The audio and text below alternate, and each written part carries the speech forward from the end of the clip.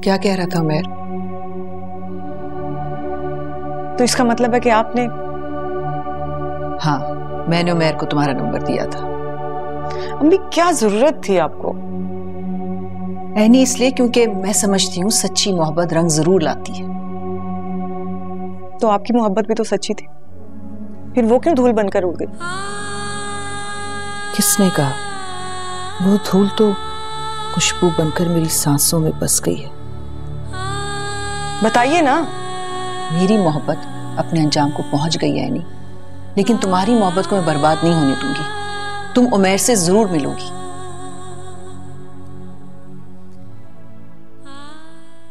अगर आपने 25 फरवरी 2000 हमेशा के लिए अपनाने के लिए और इस घर में उसे दुल्हन बना के लाऊंगा।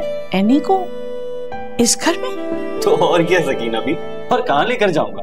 इसी घर में लेकर आऊंगा ना, बल्कि आप खुद चलेंगी मेरे साथ उसे लेने के लिए। मगर वजाहत मियां? सकीना भी, आप पलीना की वजह से परेशान है ना, फिक्र न करें, मैं सब संभाल लूंगा। तो मुबारक हो बेटा। Thank you so much.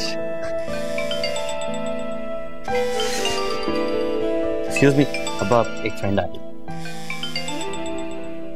Wajahat Miyan, Umair any को इस घर में लेकर आ रहा है, तो आप ताहिरा को कैसे लेकर आएंगे इस घर में? कहीं ऐसा ना हो कि बेटा इस शादी को कबूल करने से इनकार कर दे और आपकी और ताहिरा बेगम की शादी को अपनी जग हसाई न समझे। आप फिक्र न करें सकीना भी, मैं ताहिरा को शर्मिंदा नहीं होने दूंगा, कभी भी नहीं।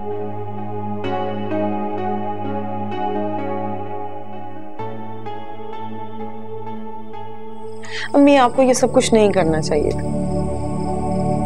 मैं उन हालात को फिर से नहीं दोहराना चाहती जिनका सामना हम पहले भी कर चुके हैं। मगर एनी, हालात बिल्कुल बदल चुके हैं, अब कुछ भी वैसा नहीं रहा।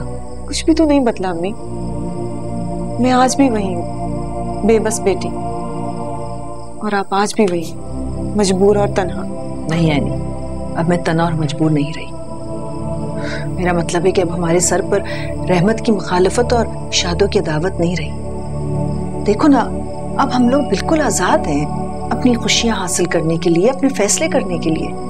मगर अम्मी, आपको अलीना की बातें तो याद होंगी ना? मुझे लगता है कि उमैर की फैमिली मुझे कभी कबूल नहीं करेगी। मगर बेटा, उमैर तो कर रहा है ना।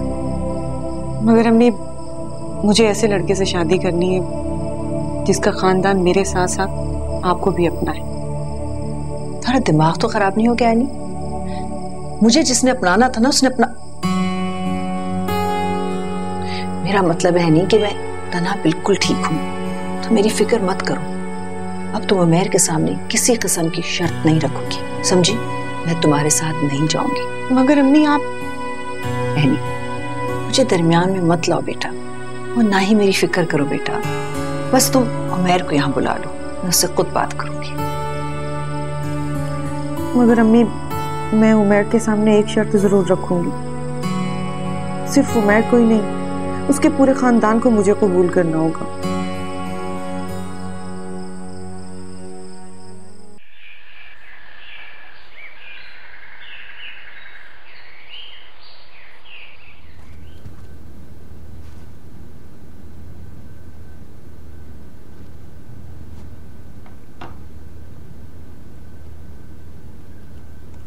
क्या बात है?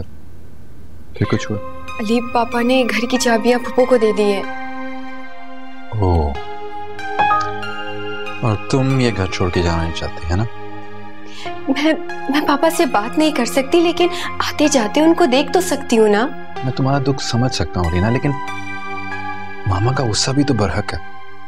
अली, यहाँ से जाकर फूफो भी खुश नहीं रह पाएंगी। वो इजहार नहीं करती, लेकिन वो पापा से बेहद मोहब्बत करती हैं।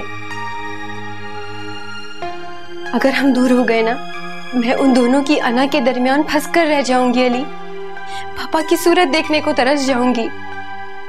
अली, गलती मेरी नहीं है तो सजा मुझे क्यों मिल रही है? क्यों? ऐसा कुछ नहीं होगा, तुम फिक्र मत करो। मैं कुछ करता हूँ, मामा से बात करता हूँ। तुमसे तुम्हारे पापा को देखने का हक कोई नहीं छीन सकता। तुम यही रुको, मैं मामा से बात करता हूँ। ओके?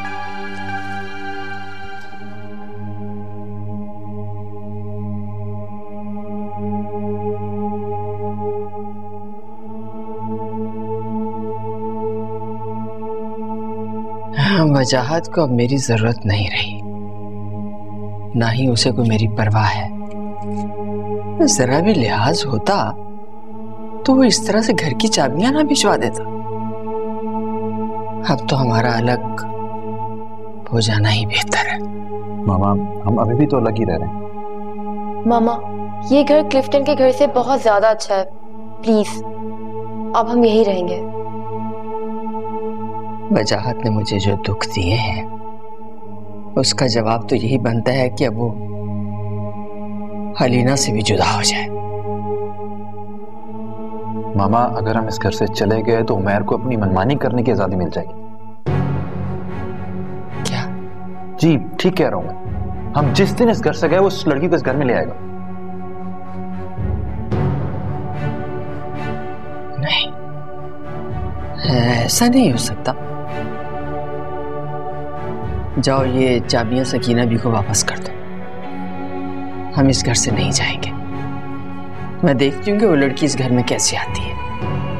प्लीज, खुदा के लिए अब आप लोग उमैर और उस लड़की को डिस्कस करना बंद कर दें। Close this chapter.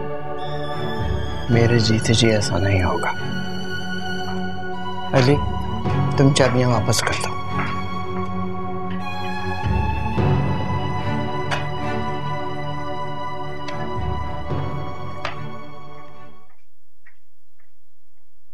अच्छा, तो फिर अगर एनी भी किसी अफसर की बहू बन जाती तो तू उसे भी ऐसे झुक के सलाम करता और अपने साथ बिठाता है? आँख भरा आसमां